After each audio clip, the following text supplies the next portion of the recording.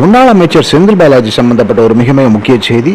அமைச்சர் செந்தில் பாலாஜியுடைய வழக்கை விசாரிக்கும் கீழமை நீதிமன்றத்துடைய நீதிபதி அல்லி அவர்கள் அந்த வழக்கு விசாரணை நடக்கும் சமயத்தை இன்னும் 4 மாதத்திற்கு நீட்டி கொடுக்க வேண்டும் என்று உயர்நீதிமன்றத்திற்கு விண்ணப்பம் அளித்திருந்தார். அந்த விண்ணப்பம் ஏற்றுக்கொள்ளப்பட்டது.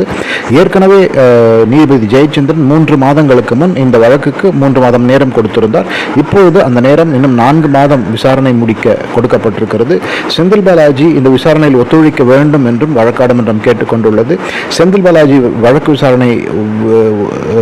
விசாரணைக்கு ஒத்துழைப்பு கொடுக்கும் பட்சத்திலே அமலாக்கத்துறையும் செந்தில் பாலாஜியும் இந்த வழக்கு விசாரணை குறுக்கு விசாரணை எல்லாம் முடிந்து இன்னும் 3 மாதத்திற்குள் அல்லது 4 மாதத்திற்குள் செந்தில் பாலாஜி குற்றவாளியா இல்லையா என்பது தெரிந்துவிடும்.